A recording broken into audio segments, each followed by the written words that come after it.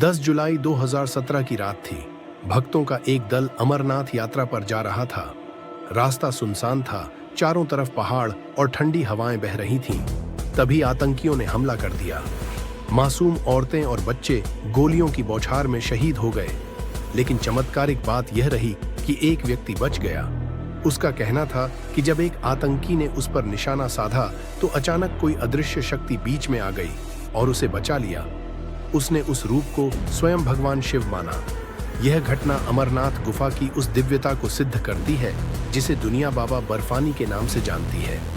कहा जाता है यहीं उस गुफा में भगवान शिव ने माता पार्वती को अमर कथा सुनाई थी। वह कथा जो जन्म, मृत्यु और पुनर्जन्म का रहस्य खोलती है।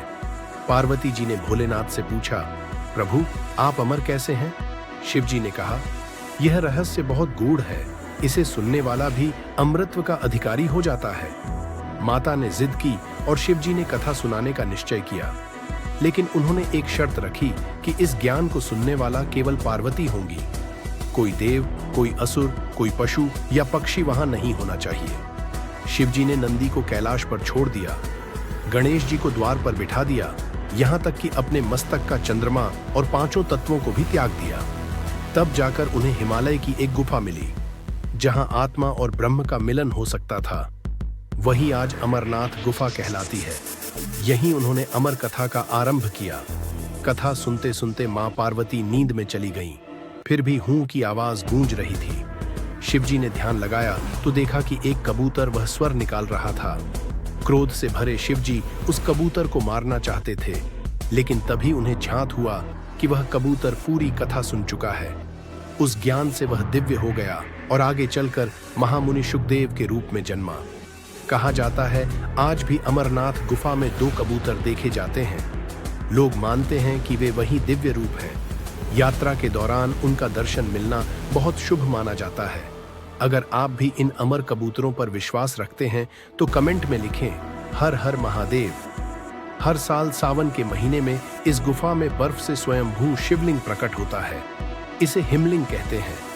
यह कभी 10 तो कभी 18 फीट ऊंचा होता है और खास बात यह है कि यह चंद्रमा के आकार के साथ घटता बढ़ता है। वैज्ञानिक इसे प्राकृतिक घटना मानते हैं, लेकिन भक्त इसे भगवान शिव की लीला समझते हैं। गुफा का तापमान हमेशा 0 से ऊपर रहता है। बाकी बर्फ तो पिघल जाती है, लेकिन हिमलिंग अडिग खड़ा रहता है। अगर आप भी इस अद्भुत रहस्य में आस्था रखते हैं तो वीडियो को लाइक जरूर करें। कहानी है कि कई साल पहले एक साधु ने वहां ध्यान लगाया। एक व्यक्ति ने छिपकर कैमरे से उसकी तस्वीर लेने की कोशिश की।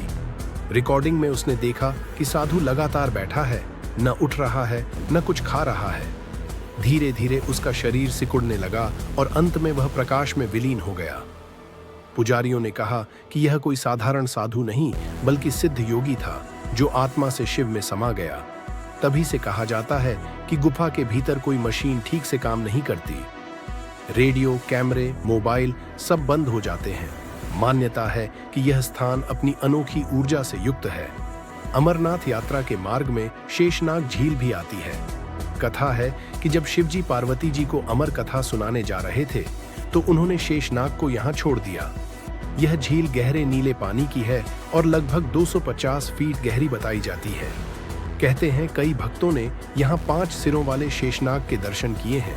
चाहे यह सच हो या विश्वास, लेकिन इस झील के किनारे खड़े होकर हर कोई एक रहस्यमयी शांति का अनुभव करता है।